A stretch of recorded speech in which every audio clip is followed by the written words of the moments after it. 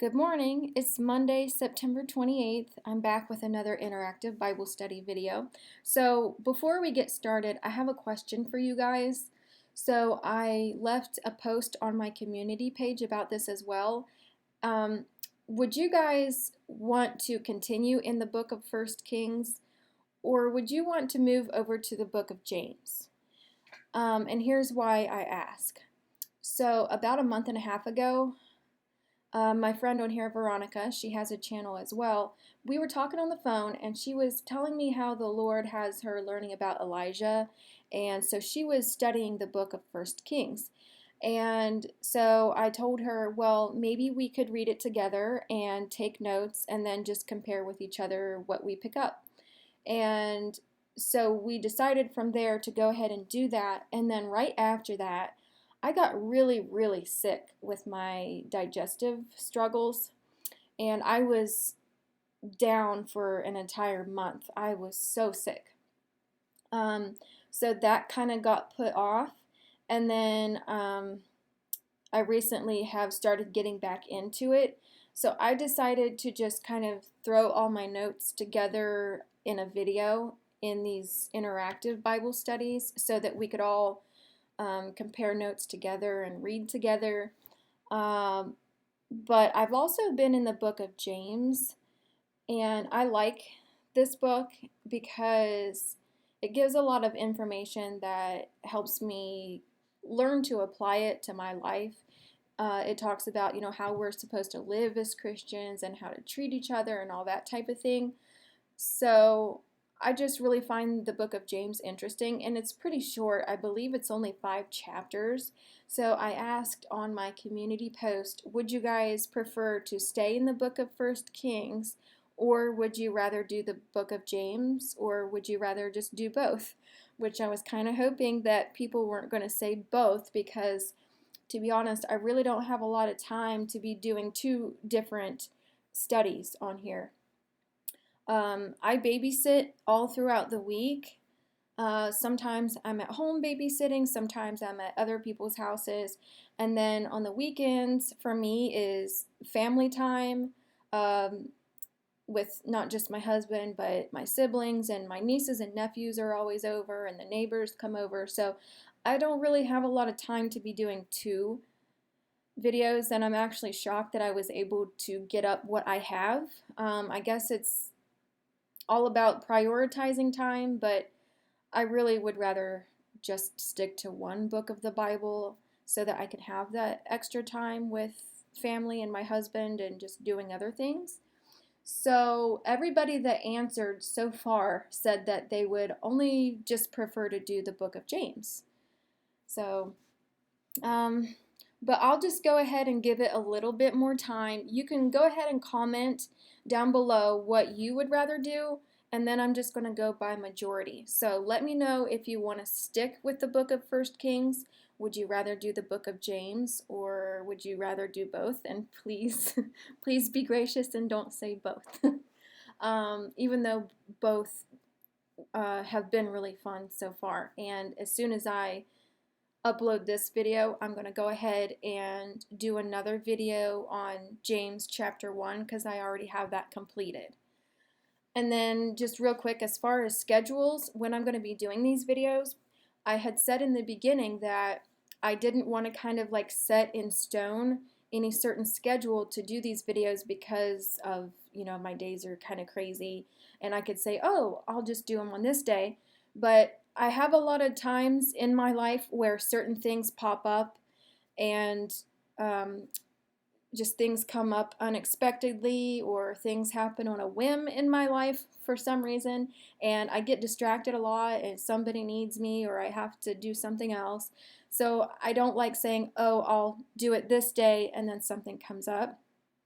But as I'm kind of getting a feel for doing these videos, it's looking to me like my best days to do these are Thursdays and Sundays. So I'm thinking that maybe I will be doing these videos either on Thursdays or on Sundays. And if I'm lucky and I have extra time, I could do both. But let me know what you guys want to do. First Kings, James, or both. Okay, so moving on. We're going to be in 1 Kings chapters 7, 8, and 9. And we're going to just touch real quick on what we discussed in the previous video, chapters 4, 5, and 6, which was King Solomon's administration, the temple building supplies, Solomon's instance of where he starts to disobey God's his ways. In the book of Leviticus, it says that the future kings of Israel are not to be multiplying horses unto themselves, and that is exactly what King Solomon did. And I think we learned that he had 40,000 stalls of horses. And then we learned about how King Solomon was being blessed because of his father David's loyalty and obedience to God, and not so much Solomon's. And then the interactive question last time was, what would you ask Solomon in all of his wisdom and knowledge? Just hypothetically speaking, that you lived during his time and we didn't have Jesus yet to come to and ask him. And I decided to include a couple people's answers, and this is something that I'm going to do from now on, is whatever the question is, I'm going to give people enough time to leave their answers, and then I will show people's answers in the following video. So LB Faith Figueroa, I think that's how you say it, he or she said that actually one of the questions that they would have asked was, why did Solomon use cypress and cedar wood to build the temple? And I discussed that in the last video of why, just with my knowledge about essential oils and the attributes and usages of those things. Cypress is known as the blood oil, which ties back into Jesus, and a lot of people believe that that Noah's Ark was built with.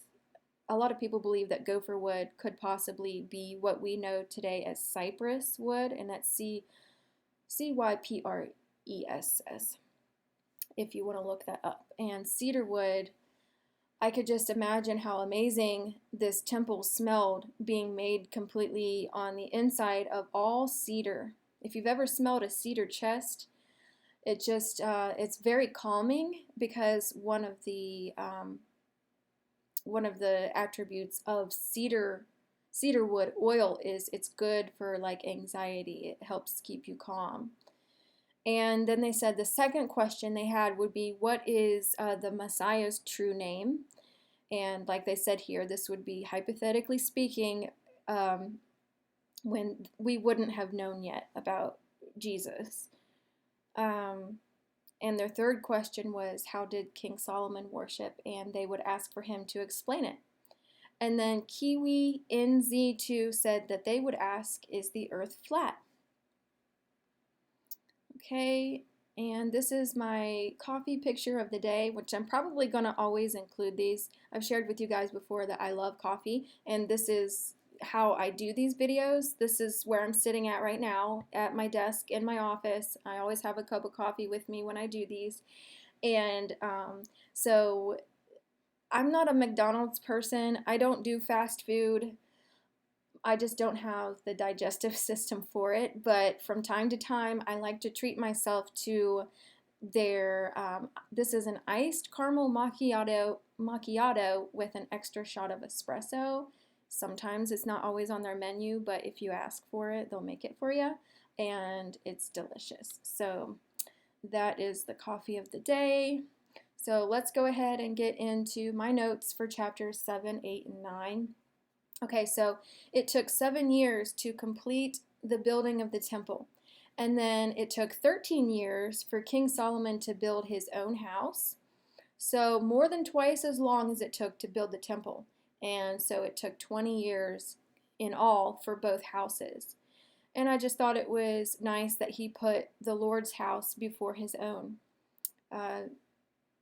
So 7 years to build the temple before he even started to get to work on his own house, which that took 13 years. And I wrote here, maybe that took so long to build it because I would imagine him having a pretty large staff of people that lived with him. And then it's kind of crazy to think that, 13 years to build his house versus nowadays, you can build a house in less than a year. And obviously, there's a quality difference in those two houses, but I don't know, I just thought it was interesting. 13 years to build his house. Um, so, some of the other structures that he had built, and I was talking about this in the last video, he built a lot of things. Um, the House of the Forest of Lebanon. Now, I don't know what all of these things were used for exactly, but I did some research, and apparently the House of the Forest of Lebanon was kind of used as somewhat of an armory. He built the Hall of Pillars, a hall of judgment where he personally would have people come and he would hear their cases. He had a house built for wives, and the Pharaoh's daughter had her own quarters in the house. He built a fleet of ships and so many more. I mean, I wrote here, Jesus was a carpenter when he was on the earth. And so naturally, Solomon, being a type of Jesus, would be a Bob the Builder. I was just getting Bob the Builder vibes from reading all these different buildings that he was building. I mean, a fleet of ships, and then 13 years to build his house, and 7 years for the temple. It's just, this guy is definitely a type and shadow of Jesus, who was a carpenter.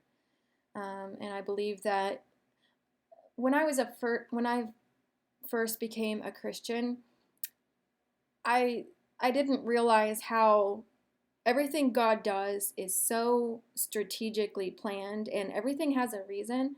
I remember being like, "Oh, Jesus was a carpenter. Okay, he had a job." But, now just maturing in the things of God, you realize that Jesus was a carpenter for a reason because he is a creator. He built this earth with his hands. You know what I mean? So, I don't know. Everything God does, there's a reason for it. Okay, so then King Solomon takes Pharaoh's daughter as wife. So they brought the ark into the temple after it was completed, and there was a big ceremony that they had where Solomon formally offered the temple to the Lord, and the Lord graciously accepted. And it said that the glory of the Lord filled a dark cloud of thick darkness. So I thought it was interesting that the Lord was filling a dark cloud. And it does talk a lot about the place being dark and the Lord being in this dark thickness, which was, interesting to me because when I think of the glory of the Lord, I think of like this bright white golden light that is just like so blinding you can't even look at it, which, that is the Shekinah glory of God that, he does have. But in this instance, it's talking about a dark thickness, a dark cloud. And I think that's just symbolizing the Lord just like shrouding his physical presence and being hidden. And it says, yet his glory did fill the entire place, and his presence and glory there was so strong and filled the whole place so much that even the priest could not bear to minister. That's how strong the Lord's presence was in there. Okay, so here we read about when God appears a second time to Solomon, which, remember, the first time was when the Lord appeared to Solomon in a dream. So for all of you who don't believe that God speaks in dreams or appears himself in dreams, I've had dreams of Jesus before many times. And all people ever wanted to know was, what did he look like? Oh my goodness. But just because you dream of, I've seen Jesus in dreams where he doesn't always look exactly the same as he did the last time. So it's just, showing me an example of Jesus. It's not saying this is exactly what he looks like or whatever. But God does appear to people in dreams. If he did way back then he's going to today and tomorrow, because the Bible says that God is the same yesterday, today, and forever. So God does appear in dreams. And if you remember, in the dream where the Lord appeared to Solomon, that's where he was asking him all those questions. Ask me anything you want. What do you want? And Solomon said he asked for wisdom and knowledge and a discerning heart, and the Lord blessed him with those things within the dream. So then he appears to him a second time, after he finished building all that he had built and desired to do. And this brings us to the interactive question of this video, which is, what do you think is the significance of the Lord waiting until after Solomon completed all the building and all the different projects that he had to do? Versus, like, maybe the Lord would visit King Solomon in the midst of all of his building to encourage him, or give him a little extra boost to get, I don't know. What do you think is the significance of the Lord waiting until all of that was completed? Because like I said, there's always a reason for everything that God does. His timing is perfect, and he chooses certain timings for a reason. God isn't random. A lot of people think that God is really random in the things that he does, and he could be random if he wanted to, but the Bible is full of examples where God is very strategic and he works in patterns, and he's very, everything is very well thought out and appointed for an appointed time. Okay, so here God is telling King Solomon, after all of this, when he appears to him again, if you walk in integrity of heart, so if he's saying, if King Solomon has a pure, loyal heart to the Lord and walks in uprightness or righteousness and does all that God has commanded, then I will establish your throne. So again, here we are is with, if you do this, then I will do that. So he says, if you walk in integrity of heart, if you walk in uprightness, if you do all according to all that I have commanded, all, then I will establish your throne. And if not, then I will cut off Israel from the land that I have given them. So I wrote here, this is yet another instance of, if you do this, then I will do this, and if not, there are consequences. So again, God is conditional. And God didn't say, okay, great, you've built all these things, now I'm going to bless your throne, I'm going to bless your kingdom. Solomon had to obey the Lord in order to succeed and be blessed by the Lord.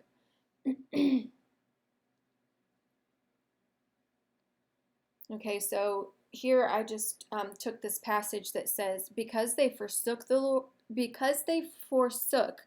Lord their God, the Lord has brought all this calamity on them. And that really reminded me of where we are in the world today. This nation and the world has forsaken the things of God. They've tried to take God out of school. They've tried to stop prayer. I mean, just take a look around. I could go on and on all day about the state of this world and how it's just godless. And people wonder why why they are the way they are. But still, there is a blessing in everything. And many people are being woken up now during these times and coming to Jesus. A lot of people are saying, something is off. Something is going on. Is Jesus getting ready to come back? So even though we're living in dark times, it's like a grace period where the Lord is giving people a chance to wake up and get ready. And then I just noted here about how Solomon and Hiram have an exchanging of gifts, kind of like a peace treaty, because Solomon gifts Hiram 20 cities from the land of Galilee, and Hiram gives Solomon 120 talents of gold. And there's something about that 120. I see that number a lot throughout this book, 120 talents of gold. I want to say even it was the Queen of Sheba who also gave him 120 talents of gold. I could be wrong, but I believe we visit that in the next set of chapters if you guys want to continue with this book. Okay, so all the men of Israel assembled themselves unto Solomon for a feast in the 7th month, and this would have been the Feast of Booths or Tabernacles, where they lived in temporary shelters to commemorate God's miraculous provision in their journey to the Promised Land. And this feast in the 7th month took place 11 months after the temple was completed. So it wasn't completed and then like next week they held this feast or this celebration or commemoration. It was 11 months later. And I wrote here that It seems as though Solomon intentionally waited and scheduled this dedication of the temple to coincide with that Feast of Booths, because that's when there would have been all this, great gathering of people in Jerusalem. And that was also a Jubilee year, which is especially important. And I wrote here, as we approach the Feast of Tabernacles currently, um, many people believe that we too are in a Jubilee year this year of 2020, because that's when, people would go back to their lands and things would be given back to the people. You could see with the coronavirus and everything, the lockdowns and people, um, you know, um, people are losing jobs. Where I live in West Virginia, I really can see that type and shadow of people just going back to their lands, because I have never seen so many New Yorkers in this state of West Virginia than we have seen this year. It's like everyone from New York is coming straight down to West Virginia, which is kind of funny because, um, you know, before people would look at New York City or just New York. It was like the place to be. Everything's in New York. That's what's that Alicia Keys song about New York, where dreams are made, and there's nothing like New York City. And West Virginia is always looked at as kind of like, you're just a bunch of redneck, backwoods, banjo picking, barefoot people. And now it's kind of funny. My husband and I, every time we see a New York license plate, we're like, used to, this was not the place to be. Everybody was just too good for us. We live in what we call West by God, Virginia. Um, if you're in West Virginia, that's just kind of been an old saying. We live in West by God, Virginia.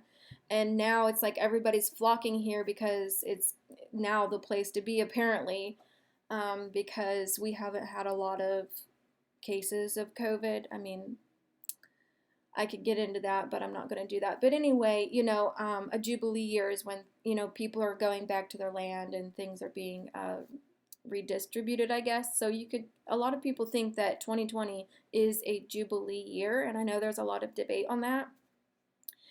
But their 7th month, when they had this feast, equals our October, which we are about to enter into in like 3 days.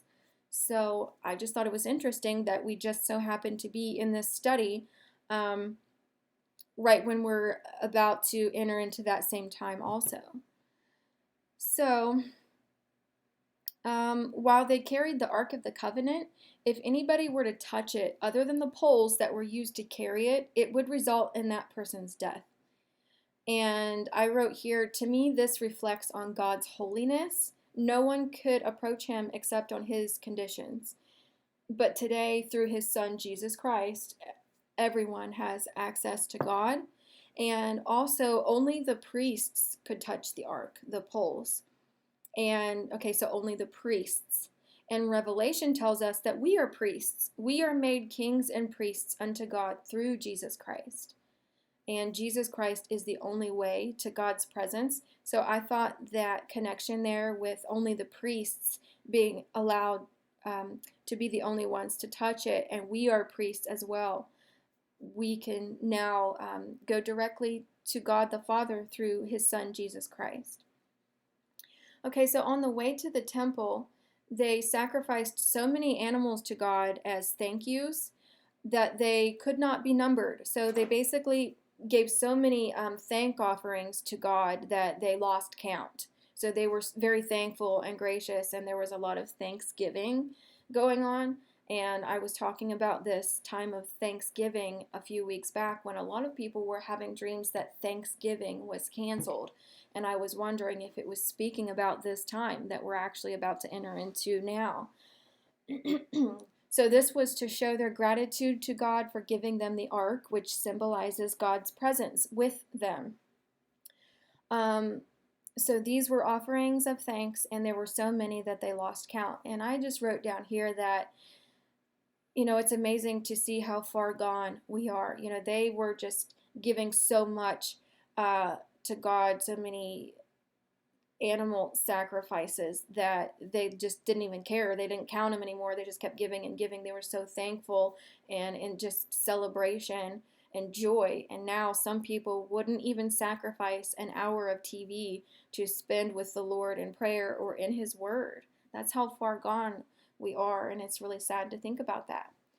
So that's it for this video. Again, if we're going to continue with this book, in the next video will be chapters 10, 11, and 12, which is where we will see the Queen of Sheba come to visit King Solomon to hear his wisdom. We will learn about Solomon's connection to 666. We will start to see where his heart begins to turn from the Lord, and the Lord raises up an adversary against him. So again, this is just if the majority of votes and comments down below are of people wanting to stay in this book. And then again, the interactive question is, what do you think is the significance to the Lord waiting to appear to Solomon the second time after he had built and done all that he had desired to do? So don't forget to leave your answers to that down below. And if we continue in the book of 1 Kings, then I will take your guys' answers and put them in the next video.